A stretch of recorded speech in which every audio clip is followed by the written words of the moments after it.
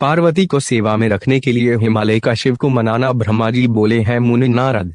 तत्पश्चात हिमालय अपनी पुत्री पार्वती को साथ लेकर शिव जी के पास गए। वहां जाकर उन्होंने योग साधना में डूबे त्रिलोकीनाथ भगवान शिव को दोनों हाथ जोड़कर नमस्कार किया तथा इस प्रकार प्रार्थना करने लगे, भगवान मेरी पुत्री पार्वती आपकी सेवा करने की बहुत उत्सुक है, इसलिए आपकी आराधना करने के लिए मैं इसे अपने साथ यहाँ लाया हूँ। हे प्रभु, यह अपनी दो सखियों के साथ आपकी सेवा में रहेगी।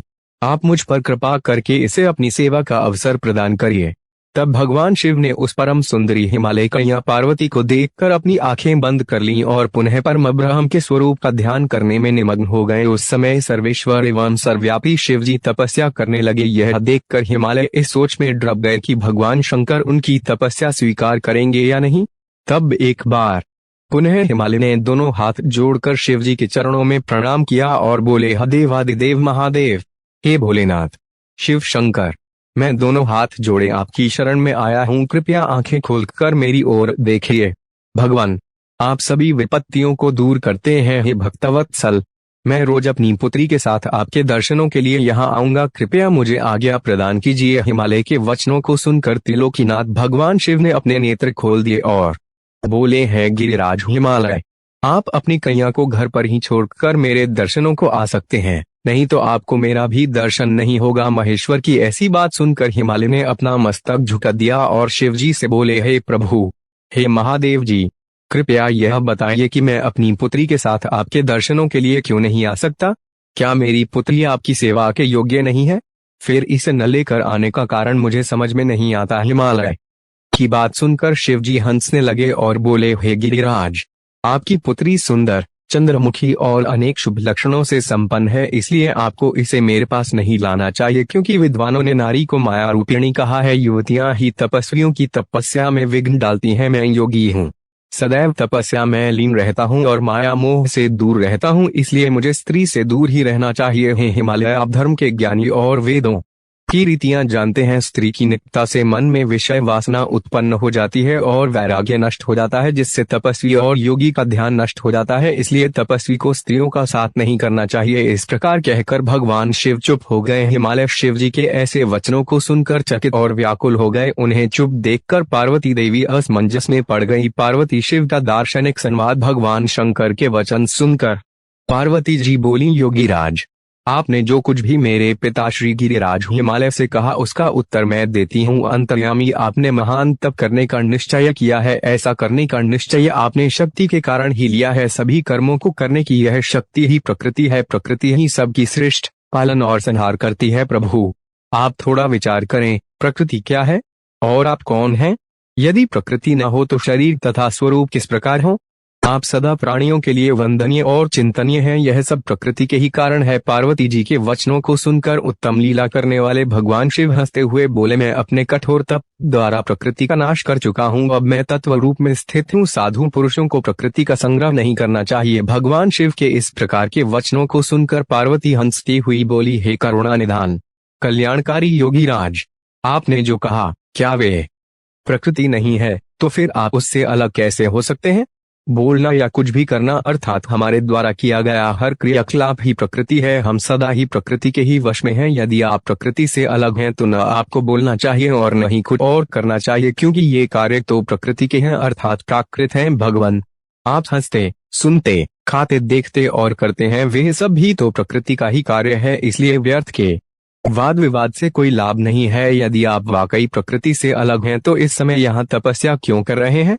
सच तो यह है कि आप प्रकृति के वश में हैं और इस समय अपने स्वरूप को खोजने के लिए ही तपस्या में लीन रहना चाहते हैं। योगीराज, आप किस प्रकार की बात कर रहे हैं? थोड़ा विचार कर कहें। यदि आपने प्रकृति का नाश कर डाला है तो आप किस प्रकार विद्यमान रहेंगे? क्योंकि संसार तो सदा से ही प्रकृति से बंधा हुआ है।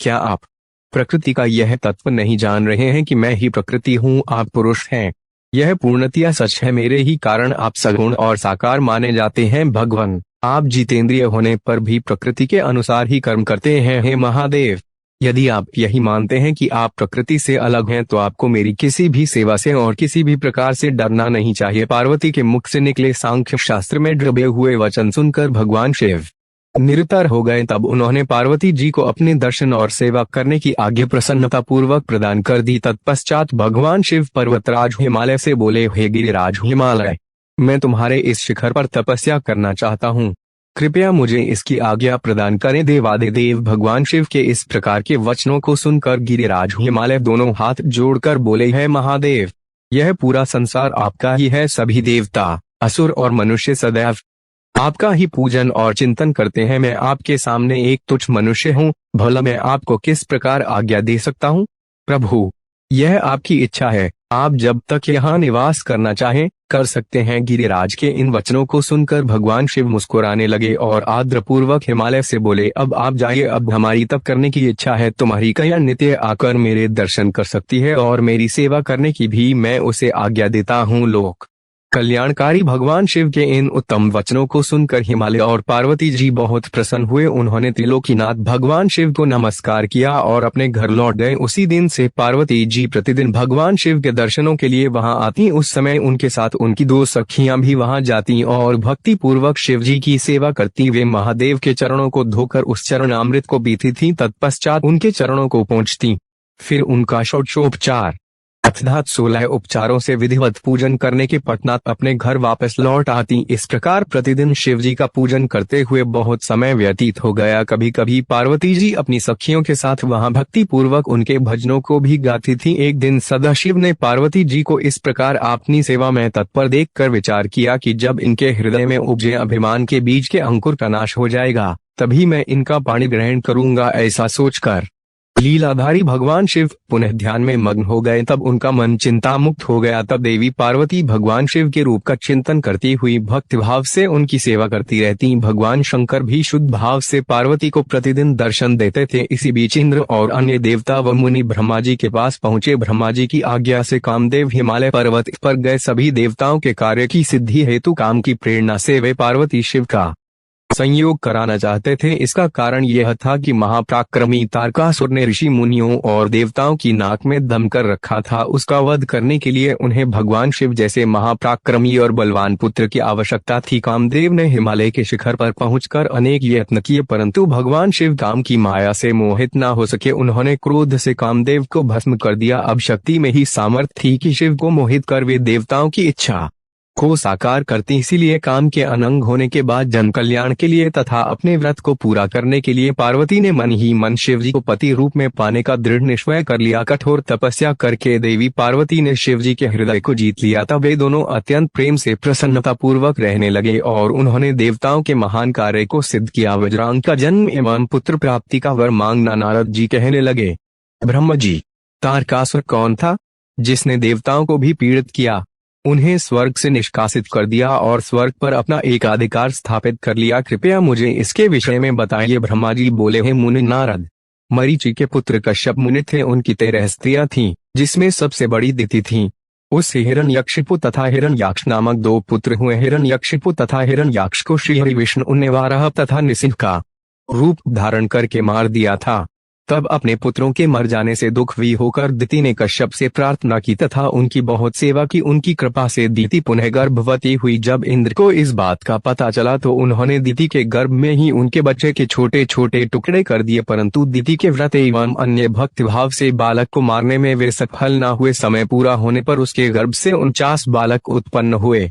ये सभी भगवान शिव के गण हुए तथा शीघ्र ही स्वर्ग में चले गए। तत्पश्चात दिति पुनः अपने पति कश्यप मुनि के पास गई और उनसे पुनः मां बनने के विषय में कहने लगी। तब कश्यप मुनि ने कहा, है प्रिय दिति, अपना तन मन शुद्ध कर भक्ति भाव से तपस्या करो। 10,000 वर्ष बीतने के पश्चात तुम्हें तुम्हारी इच्छा के अनुरूप पुत्र की प्राप्ति होगी। यह सुनकर दिति ने श्रद्धा पूर्वक 10,000 वर्षों तक कठोर तपस्या की। तपस्या के उपरांत पुनः वे अपने घर लौट आई।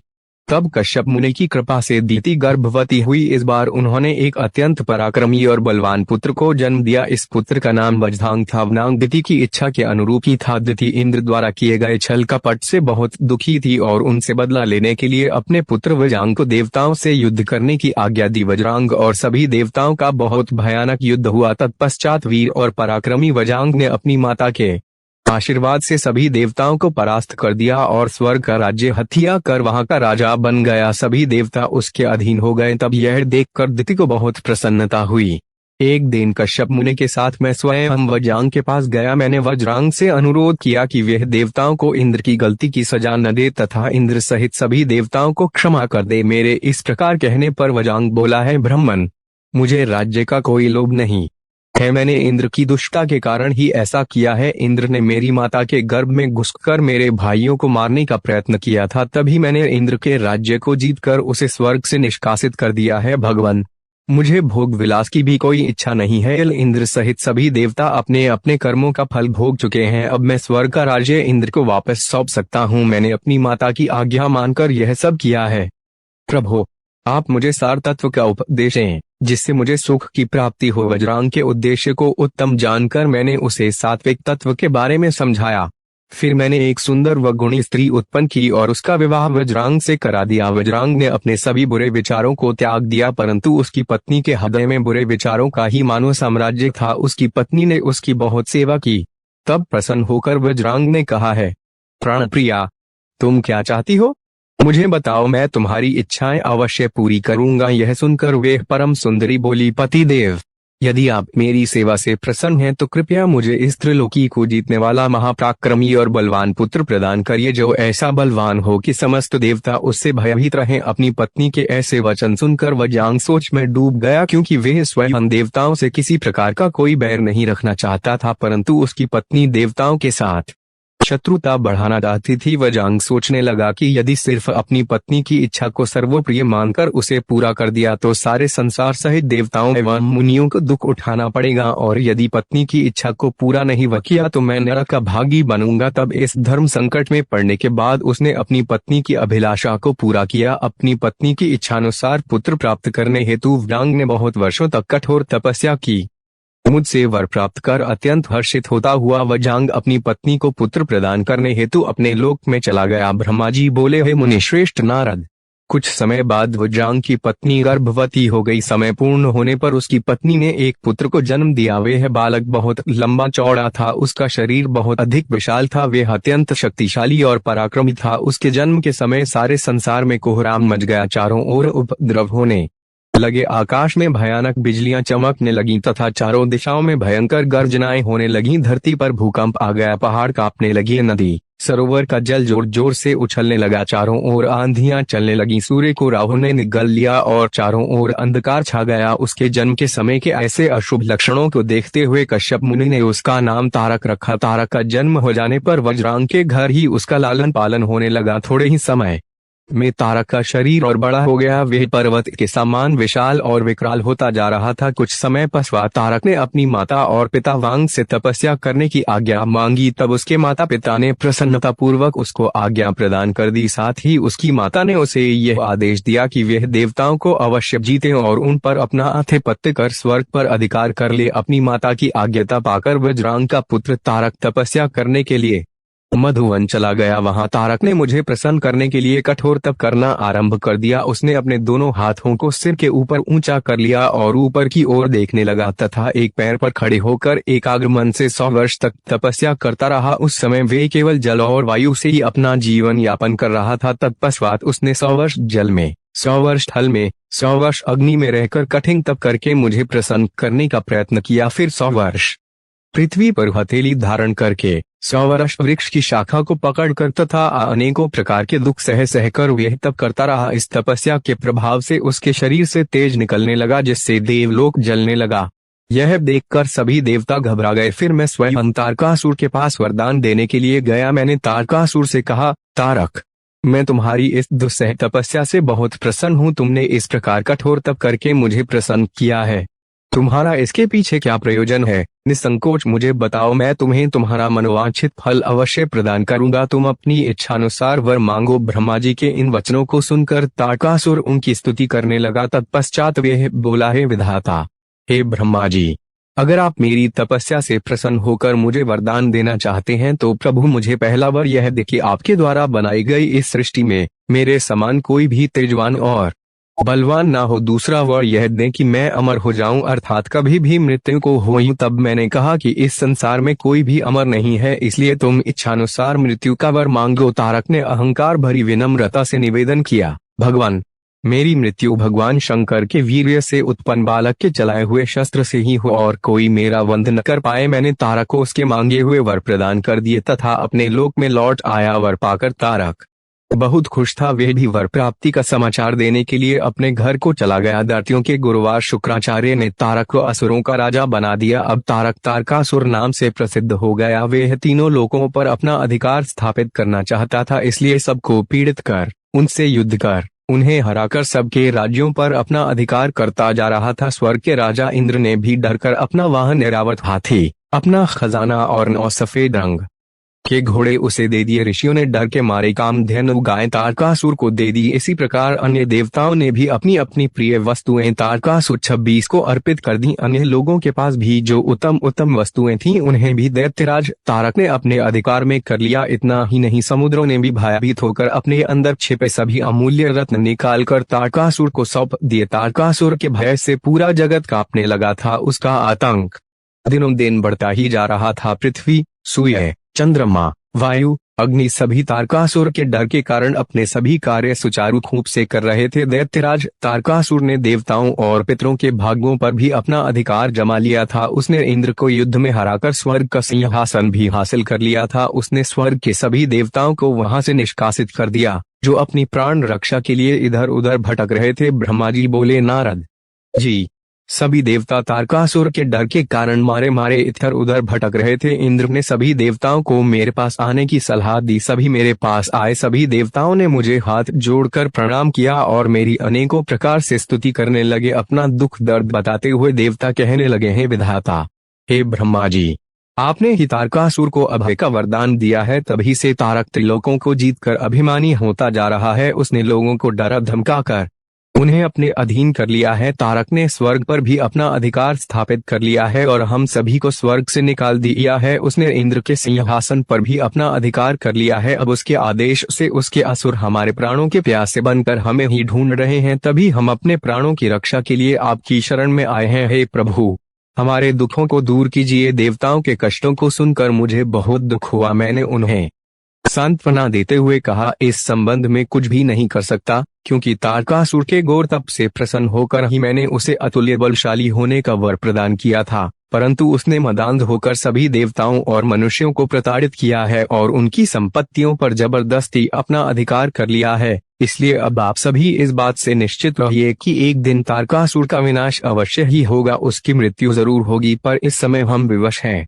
इस समय तारक को मैं, विष्णु जी और शिवर जी, इन तीनों में से कोई भी नहीं मार सकता, क्योंकि उसने मुझसे वर पाया है कि उसका वध शिव जी के वीर्य से उत्पन्न उनके पुत्र के द्वारा ही हो सकता है। इसलिए तुम सबको शिव जी के विवाह के पश्चात उनके पिता बनने तक प्रतीक्षा करनी ही पड़ेगी। प्रतीक्षा के अलावा अन्य कोई भी उपाय संभव नहीं है। यह सुनकर इंद्र सहित सभी देवता असमंजस में पड़ गए तथा पूछने लगे कि प्रभु महादेव जी की प्रिय पत्नी सती ने तो अपना शरीर योगाग्नि में नष्ट कर दिया है। अब वे कैसे और किससे विवाह करेंगे और यह कैसे संभव हो सकेगा?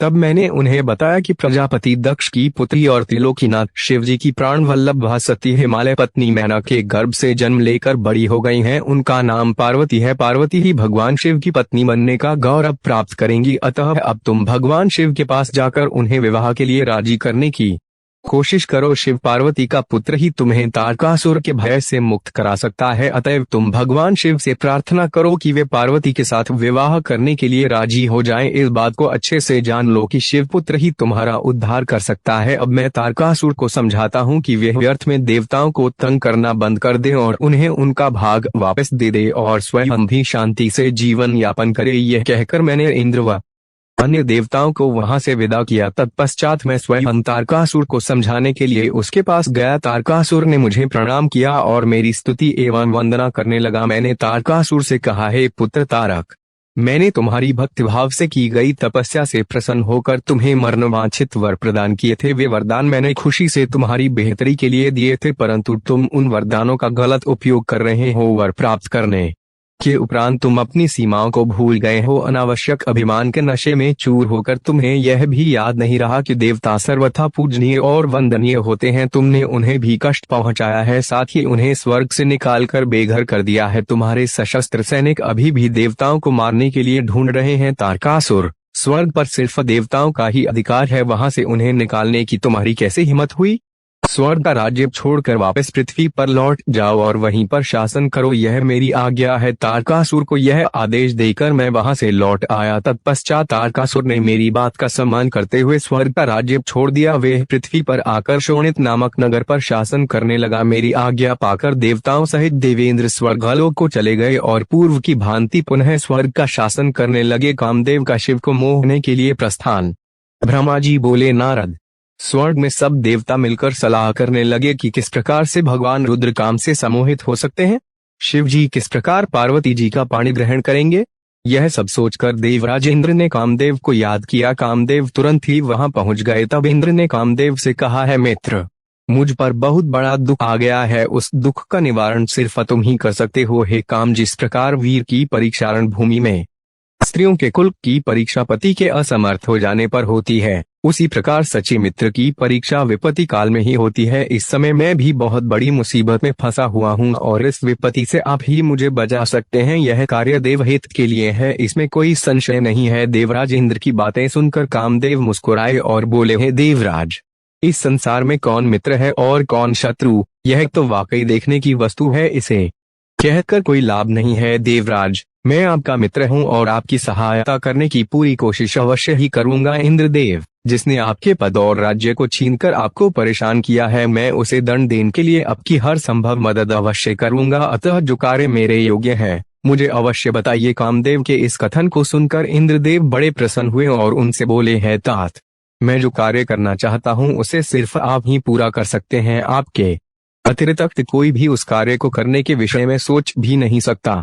तारक नाम का एक प्रसिद्ध दैत्य है। तारक ने ब्रह्मा जी की घोर तपस्या करके वरदान प्राप्त किया है। तारक अजय हो गया है। अब एक पूर्णतः निश्चित होकर पूरे संसार को कष्ट दे रहा है। वे धर्म का नाश करने को आतुर है। उसने सभी देवी देवताओं और ऋषि मुनियों को दुखी कर रखा है। हम देवताओं ने उससे युद्ध किया, परंतु उस पर अस्त्र शस्त्रों का कोई प्रभाव नहीं पड़ा। यही नहीं, स्वयं श्रीहरि का सुदर्शन चक्र भी तारक का कुछ नहीं बिगाड़ सका। मित्र, भगवान शिव के वीर्य से उत्पन्न हुआ बालक ही तारकासुर का वध कर सकता है। अतः तुम्हें भगवान शिव के हृदय में आसक्ति पैदा करनी है। भगवान शंकर इस समय हिमालय पर्वत पर तपस्या कर रहे हैं और देवी पार्वती अपनी सखियों के साथ मिलकर महादेव जी की सेवा कर रही है। ऐसा करने के पीछे देवी पार्वती का उद्देश्य प्रभु शिव को पति रूप प्राप्त करना है, परंतु भगवान शिव तो परम योगी हैं, उनका मन सदैव ही उनके वश में है कामदेव, आप कुछ ऐसा उपाय करें कि भगवान शंकर के हृदय में पार्वती का निवास हो जाए और वे उन्हें अपनी प्राण वल्लभा बना उनका पाणी ग्रहण कर लें। आप कुछ ऐसा कार्य करें जिससे देवताओं के सभी कष्ट दूर हो जाएं और हम सभी को तारकासुर नामक दैत्य से हमेशा के लिए छुटकारा मिल जाए। यदि कामदेव आप ऐसा करने में सफल हो जाएंगे तो हम सभी आपके सदैव आभारी रहेंगे। ब्रह्मा जी बोले, नारद, देवराज इंद्र के कथन को सुनकर कामदेव का मुख प्रसन्नता से खिल गया। तब कामदेव देवराज से कहने लगे कि मैं इस कार्य को अवश्य करूंगा। इंद्रदेव को कार्य करने का आश्वासन देकर कामदेव अपनी पत्नी रति और वसंत को अपने साथ लेकर हिमालय पर्वत पर चल दिए।